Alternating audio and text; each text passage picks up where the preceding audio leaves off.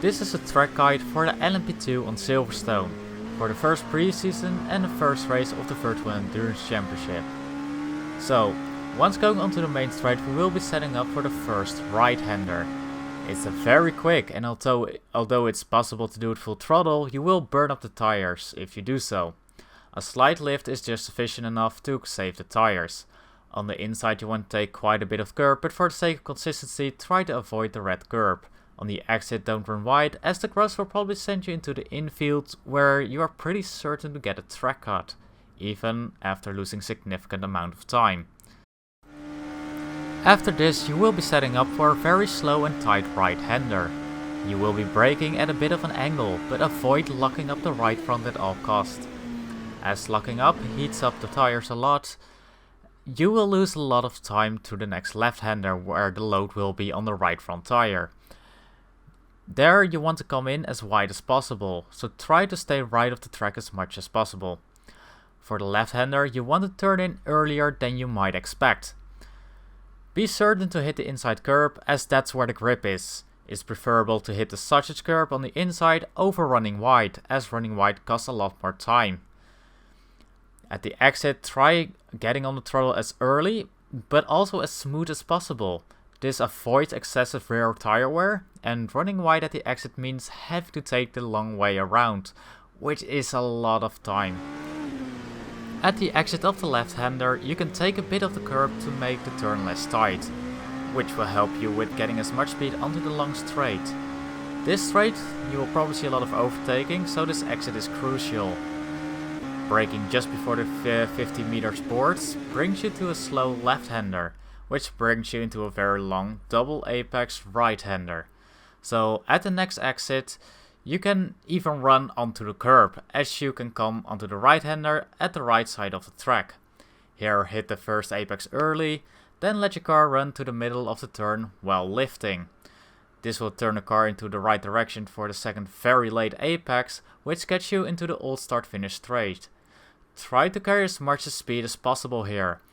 At the exit, even though it doesn't look like it, you should watch out for another track cut warning. It is possible to run all four wheels off the curb without hitting the grass or gravel, and this results in a track cut. Keep this in mind when you're on the outside of a GTE car you're lapping, as they can push you onto it if they don't see you in time. After this tricky section, you will turn onto the all start finish straight. A slide kink will give you a short well to prepare for the hard to get right-hander.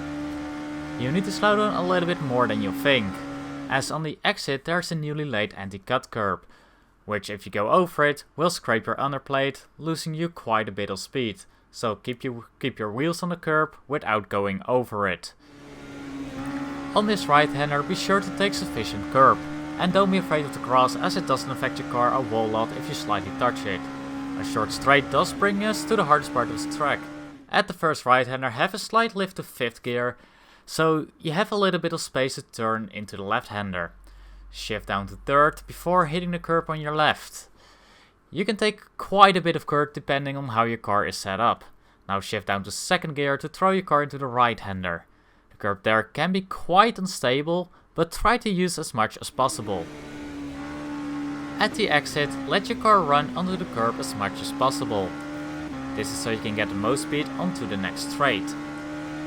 It's very bumpy on that straight, but that won't stop it from being an overtaking hotspot. This is because the next right-hander is a very tricky and a very wide entry. Also on the outside is an overtaking opportunity. For this turn go down to 3rd and be sure to hit the apex. At the exit there's another one of those new cutting curb. This one on the other hand you will hit more straight on, so you should watch out from getting airborne there. This could push you wide, and with 4 wheels over the black and white curb you will get another track cut warning. This will bring us to the last part of the track though, where braking at the 100 meter mark you will have a very tight left-hander going into the right-hander, where on throttle you want to be as smooth as possible, as this will put you onto the main straight and over the start-finish line again. Thank you for watching, and to end of this video, here will be the full lap.